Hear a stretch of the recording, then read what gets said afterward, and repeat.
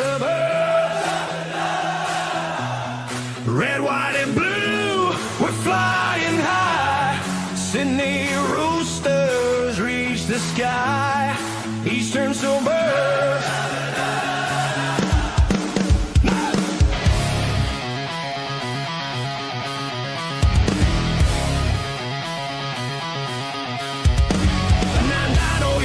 We took flight. Come on. Born in Bondi, southern skies ignite.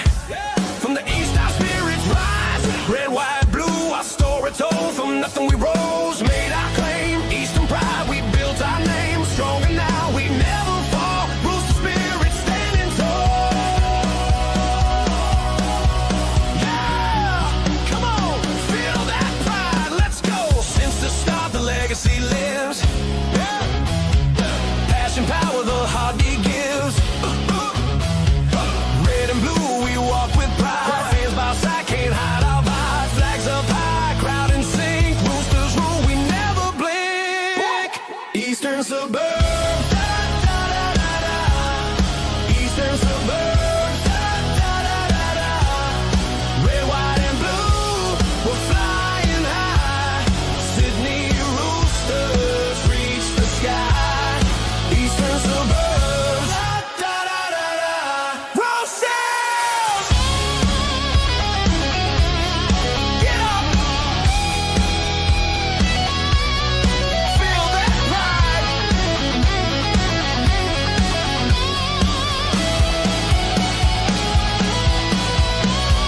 Grand on fire, glory set. Fighting with fire, no regrets. Yeah! Every tackle, every try, hit hard. What is up, ladies and gentlemen? Welcome back to the Sydney Roosters Diehards. It is Hainsey here, and we are here for your latest Roosters news, updates, and opinions. Welcome to the news roundup. I hope everyone has had a fantastic Monday. It's Monday, so not much to like about anyway. But yes, we're into a new week, game week again. Obviously, the Roosters are in action this Saturday night against the Parramatta Eels out there in Gosford, the Central Coast, Polytech Stadium. Like, is it just me? Like, I swear that they have more name changes at the Central Coast Stadium than they do at Shark Park. I don't know what you guys feel about that, but yeah, it's just always good. Game week, you know, obviously back into the routine and all that kind of stuff. Obviously, we had our first trial game last weekend, previous weekend, and then obviously we've got another one coming up. Our final hit out on Saturday before round one, so exciting times ahead. We'll be going through not a lot to talk about tonight, but over the next few minutes or so. But we'll talk about the latest news around the Origin. Mike muted, apologies. Obviously, the latest news around the Origin eligibility, Origin announcement where Origin's going to be in New Zealand next year, and a few other bits and pieces around the Roosters. So I hope you guys enjoy. Make sure you hit that like button and subscribe to the Sydney Roosters Diehards, and follow us on the Instagram as well. Jason Reed's in the live chat. G'day to you, Jason. Excited for the state of Origin coming to New Zealand next year. We'll discuss that, but yeah, we very exciting times ahead. We'll have our thoughts on it very, very shortly. But I think we'll start off with the breaking news from today. Is that around the Origin eligibility, which is a very, very massive game changer in around the eligibility of state of Origin going forward in the next few seasons or so. So I'll get the official statement release out from the NRL for you guys. We'll read that out and then go from there.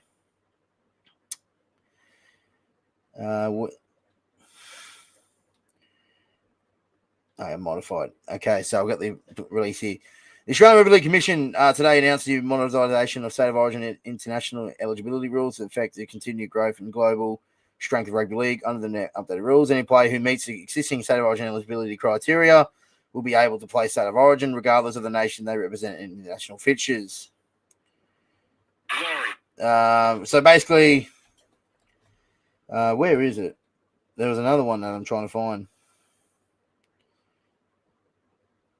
Here it is. So updates to the Origin eligibility. So players can now play for New South Wales and New Zealand. Adam Fanua-Blake, Casey McLean, I think, can play for Queensland. Scott Sorensen, Queensland. Isaiah Katoa and K.O. Weeks. can play for New South Wales and Queensland. Britton Nikora, Kalen Ponga, Nanai, Murray Talangi, Mo Fotuaika, and Josh Papali'i can now play for England and New South Wales. Victor Radley, Max King, Billy Smith, Ethan Strange, Blake Brayley, Jaden Brayley, and for Queensland, AJ, Tino, Lindsay Collins, and Harry Grant. So there are the insights there. So that's how the eligibility rules made. So basically saying that if you meet the current criteria, so if you were born in New South Wales, born in Queensland, or arrived and played footy or lived in the respective states before the age of 13, so just say you're born in New Zealand but came over here before you're 12 or something like that, you're eligible to play for those respective states. And of course, if you were born in Australia and you chose a Tier 1 nation as your preferred country of choice, for example, Victor Radley, England, Kalen Ponga, New Zealand, for example, something like that. Not New Zealand, but yeah. But you know what I'm trying to say here. So England, New Zealand, and you're born in Queensland, New South Wales, you're now eligible to play for State of Origin, which I think is the right choice. So obviously the ones that spring out to mind, obviously, is Adam Fanua-Blake from the Sharks. He born in Sydney, grew up in Sydney, played for the Mascot Jets, South Junior, and played one game for New Zealand in 2017 or something like that. So obviously he's played international footy in the past for New Zealand and Tonga. Obviously he was not eligible to play for New South Wales because he played for New Zealand. Now that has been scrapped. He's now eligible to play for New South Wales. Victor Radley obviously is the one that springs to mind for as a Roosters fan. He was born here in Australia, grew up in the eastern suburbs. He's been a part of the New South Wales setup in the past. Chose his allegiance in 2023 to play for England. 2022 to play for England for the World Cup, meaning that it's Tier 1 nation. He will no longer play for England for New South Wales. Now that has been scrapped, so Victor Radley can also now be eligible to play for New South Wales, which I think it is the right choice. Seen a lot of content creators today talking about it, and I completely agree with them 100%. I just love how this works, where we're getting to the point of the stage now where there's so a big Polynesian presence in our game, and playing for Australia isn't the main goal kind of feel like you're locking out the best players because they want to play for England or they want to play for New Zealand, when they are eligible to play for the New South Wales I've never understood the fact that Victor Radley wasn't allowed to play for New South Wales because he chose England as a Tier 1 nation. He was born in this state, and he's been part of the setup in the past. The whole eligibility rules in the past made no sense, and I think they've got this right. And we're going to see a lot of players coming through, a lot of guns in this game, be eligible to play for New South Wales and Queensland. So I think the NRL deserves a lot of credit here. This is a great moment for our game. I honestly believe that. We're going to see, and obviously it's going to strengthen the international game as well. So this will, Origin will never be compromised. Origin is the pinnacle of domestic football, state football, right? It is the pinnacle. But I think this also allows the opportunity to strengthen the international game as well. So people might have been hesitant to play for New Zealand because they want to play Origin. Now this allows, all the Pacific nations to be as strong as ever, while Origin is as strong as ever. Obviously, you got to meet the certain criteria to play State of Origin. Obviously, Ronaldo Militalo is the one that is stamps out. But now Ponga can have that, has that desire to play for New Zealand. That doesn't affect him playing for Queensland. So I just feel like that they've got this right, and seeing the majority of pretty much everyone is all on board with this. Obviously, you're going to have a few people that don't agree with it, but there's a lot of people that do. But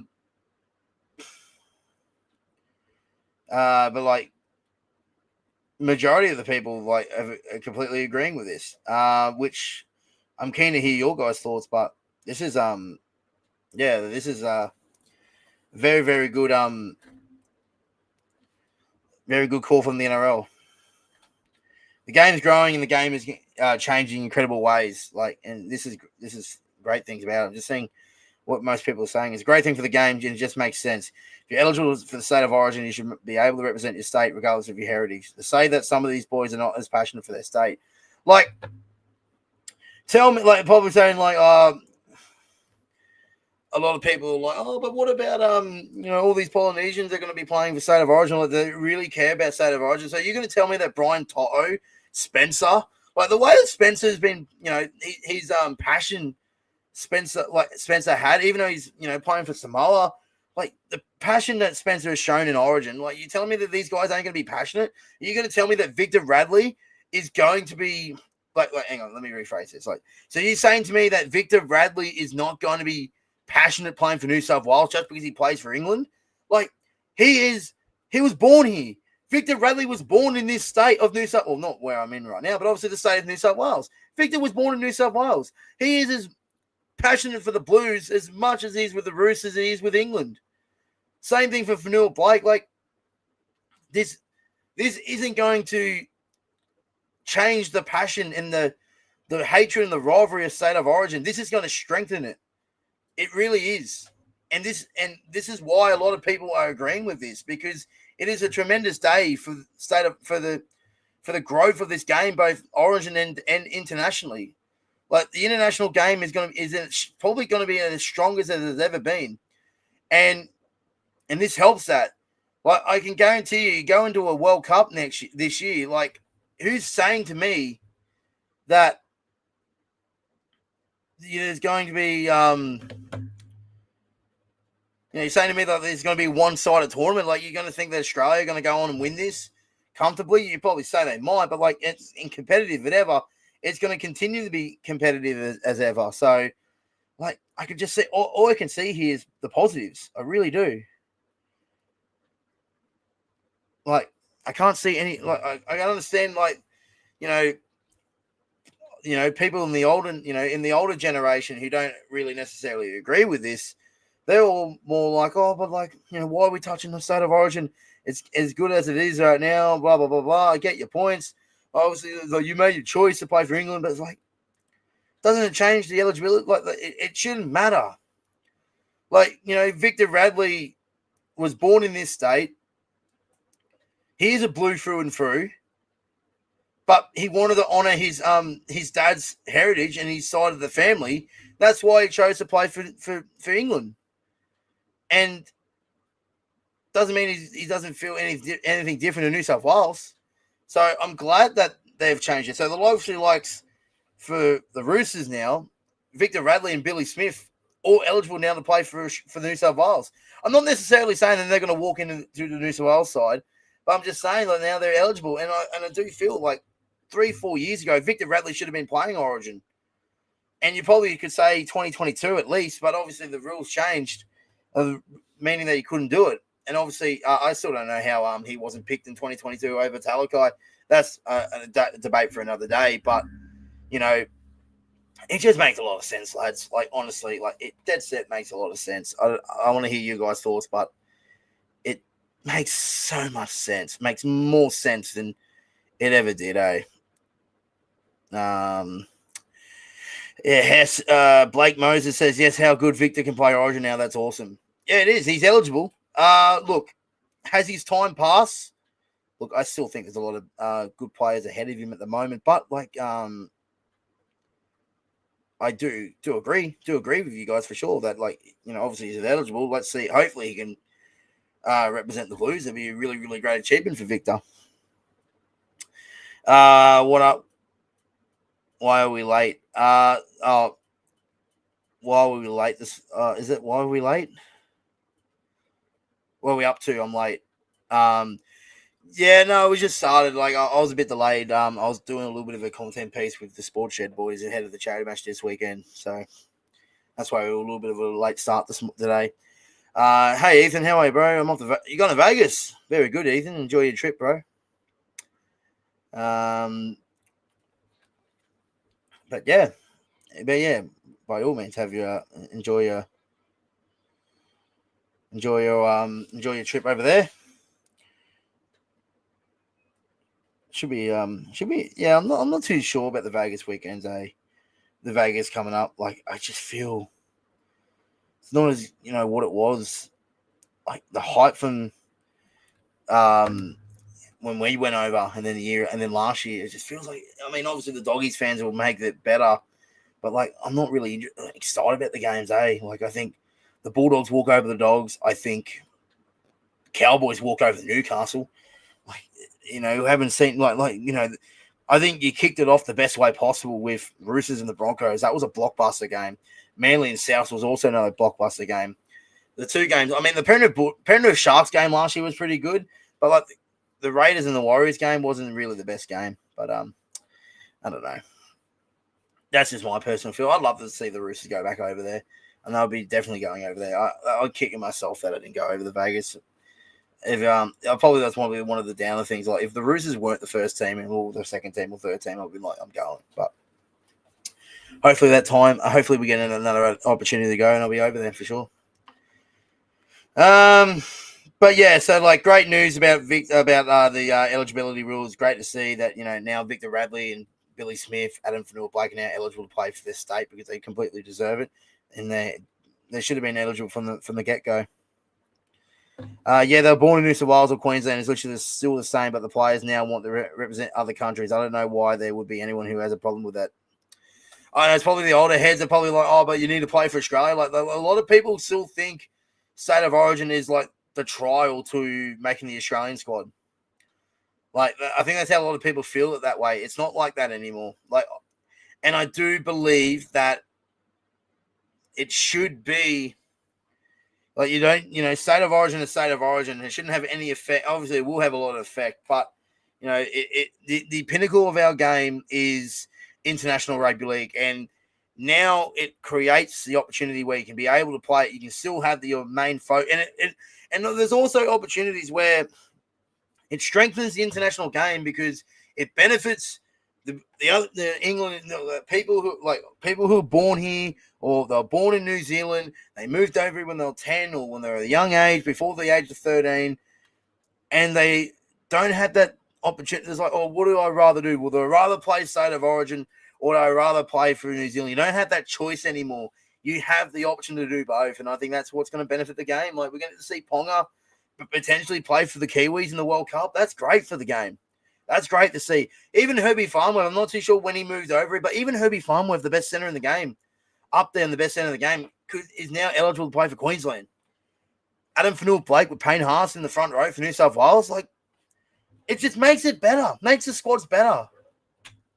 So I don't know why there any backlash towards it. If it was like it was like an open invite, it doesn't matter if you were born in New Zealand or anything. No, that's not how it works. No, that's not how it works. If you're born in these states, you should be eligible regardless of who you play for internationally. It just benefits both state and country, and it makes the international game so much better for this. I just can't see why there's be much backlash about it. Anyway, that's just me. So, all right. So obviously, this weekend is our final trial game, which obviously we'll have our. We'll obviously go through our predicted lineup tomorrow morning. That'll be up for you guys, and obviously we'll come on here tomorrow night and react to the team list and all that. But obviously, is a big, obviously trial games that like what we've mentioned pretty much all week in the lead up to our first trial last weekend. The result and the performance isn't the be all and end all, but I do want to see. I'm very intrigued about this trial game more than I was last week. Obviously, I was more excited to see the footy back on Saturday, but this week I'm more intrigued in a few things. Obviously, the main one is going to be the halves. Our first look of our new look spine with Tedesco, Sam Walker, DCE, and Reece Robson. That it's going to be a little bit of a look of what's to come. Like obviously, like I've mentioned on here. We ain't going to see the finished product this weekend. Obviously, Sam Walker and DCE, Sam Walker and the halves. Not going to be playing 80 minutes. They're going to be playing maybe 40 to 50 minutes max.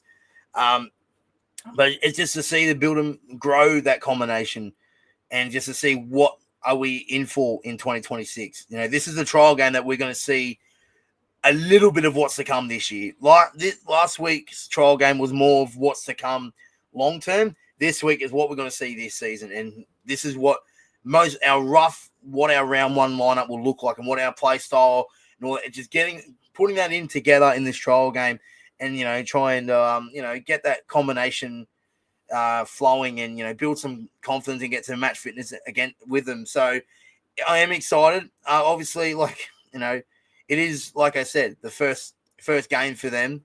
It is as a combination. There's obviously not a lot of expectation in a trial game, but I think it will also be really, really cool to see how well it's very interesting to see how well they go. But yeah, look, I'm excited. I'm excited to see them have a run. I'm excited for seeing the main squad back, and obviously I'll be naming a pretty close to full strength team predicted lineup tomorrow. And then Robbo will probably be on par with that as well. So exciting times. But yeah, I'm really excited for that spine of Tedesco, DCE, Sam Walker, and Reece Robson playing. Benaya will be playing, of course, but Reece Robson, our main spine. Obviously, a bit intrigued as well with when the likes of Hugo and Connor Watson and Benaya come on the field. What Robbo does with his 6-man bench come round one, we'll load a lot more with his side on tomorrow. Then we'll go from there. So it's exciting times that we're almost close to full strength, and hopefully we have the boys have a great run on Saturday, and hopefully a decent performance gives us some confidence going in the round one. So I'm really, really excited. And last thing I really wanted to talk about, we've got a question first on the Diehards as well, so on the Instagram. So I'll get that one on from Chris Allen. What do you think of the 16 Jackson Allen, 29 tackles in 30 minutes? Not bad. Yeah, it was pretty good. Come on to replace Benaya at hooker, really crafty number 9. Might play a little bit of flag/cup this year. Look, really, really, really, really good. Obviously, short sample size and in a losing performance, but he did his job. There's more we can ask from him, especially considering the fact that it was his first trial game for the Roosters, and considering the fact, of course, that you got to some of these players like last weekend were playing their first grade trial, first time putting on a first grade jumper. So, but yeah, they, I thought Jackson played really, really well. There was some good standouts in those games, in that game on Saturday that I was really impressed with. Obviously, the guys that come on after the main guys, or not the main guys, but after we sort of swapped and changed the lineup after half time. So, I just want to get up Jackson Allen's stats for you, Jay, for you. What 16 was he? Yeah, it was 16. Yeah, Jackson Allen, 1 run, 16 meters, 4 post contact meters, 29 tackles. He had 4 missed though, but still definitely short sample size, but definitely showed a lot of potential and has a lot of time to develop and become even more better. So really, really excited for what else we've got to come in the lower ranks. Can you do a stream where you show your takes on footy, like your top 5 halves and that? I can always add them in, but obviously I want to keep this more Roosters related, of course. Obviously the origin eligibility isn't all Roosters related. Obviously it does affect a few Roosters players, but obviously that was just a general discussion there for everyone. Obviously State of Origin announced in 2027 in New Zealand. We've had our 5 cents on it last week or the week before when it was sort of linked to be announced.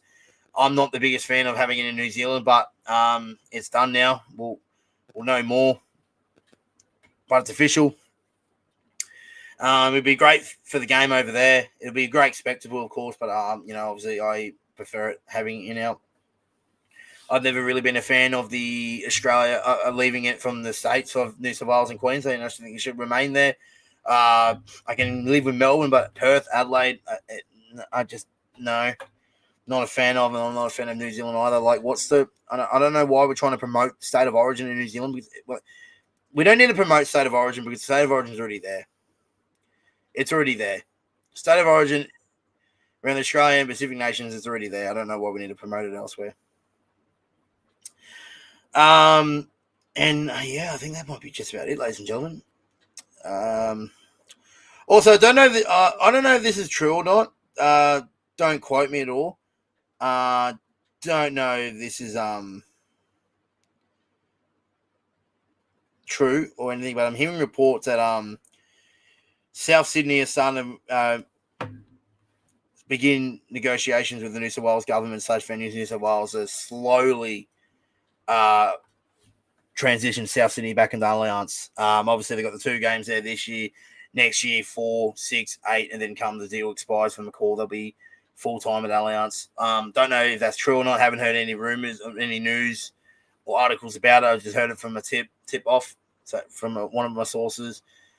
And their official reasoning was that they said that it was more the fact that we're trying not to pick a side. Well, we're not trying. The New South Wales government, venue New South Wales, are not trying to pick sides here. Well, if you're allowing Souths in the Allianz progressing them into the stadium, you are picking a side. You're picking the South side, even though they're breaking a contract. They're breaking a contract. And the NRL, obviously, a lot of up in arms about the NRL around the Lomax situation, but in the Melbourne Storm and Parramatta and that. But this is very, very similar. The Rabbitohs are trying to get out of this deal and move into the Roosters' home ground. And obviously, they've had they've done their best efforts to try and do so, and it failed. And they're trying to do as much as they can. Look, I don't know what to think of it. What can we do about it? Because it just feels like that. Venues New South Wales already set their mind on getting him there. I don't know if it's true or not because they did deny that they did deny him the opportunity to move the Allianz last year. So, and I'm sure throughout the year we might hear more about it, but I don't know what to think of it. I don't know if this is true or not. I haven't heard anything anywhere else. I just heard it from a South fan. So whether or not he's bullshitting or not, I just thought, add it in here and have a discussion about it because I generally don't know. But and I still don't understand why that they moved round 27 to a South home game. Have 2 Roosters South games at Allianz. I just don't understand it. You take out the home and away advantage from it, but maybe this could turn out to be, Souths get 4 home games next year, 6 the year after, 8 the year after that, and then when the deal expires in 2030, they'll be in here full time, which just they don't belong here. They've never belonged here, and I'm sure Nick Politis and Joel Kelly, they won't be allowing this. So, but like I said, I don't know if it's true or not. I generally have no insight, have any reports or leaks about it. This is just what we've heard. So, keep the borough out. Yeah, 100%. Fuck them. Anyway. All right, ladies and gentlemen, that might do us. Thank you for tuning in tonight. Not a lot to talk about for your Monday, but we'll be back on tomorrow morning for your team list predicted video, into your team list reaction video Thursday afternoon and Tuesday afternoon about, I'd say maybe 5 o'clock, 6 o'clock. Obviously, I'm not home on team list Tuesday because when the team gets officially dropped, because I'm actually at work at that point. So, but as soon as I get home from work tomorrow, I'll be on here for you guys, and we'll go through it together from the squad and our discussion about it. Thanks for tuning in, guys. Wednesday we have our live stream where we're gonna have a Chook Chat live stream. Joel from the Ruck Friction podcast will be in here discussing the latest news from the Roosters. Wednesday, don't know the exact time, probably say 7:30 around that time. And I look forward to tuning you guys with you then. Thanks for watching, guys. Hope you guys enjoy. Hit that like button, subscribe to the Sydney Roosters Diehards. Give us a follow on the Instagram as well. Get your Sportshead TV charity match tickets through Sportshead TV. That's this Sunday. And looking forward to seeing you in the next one. Until then, bye for now. See ya.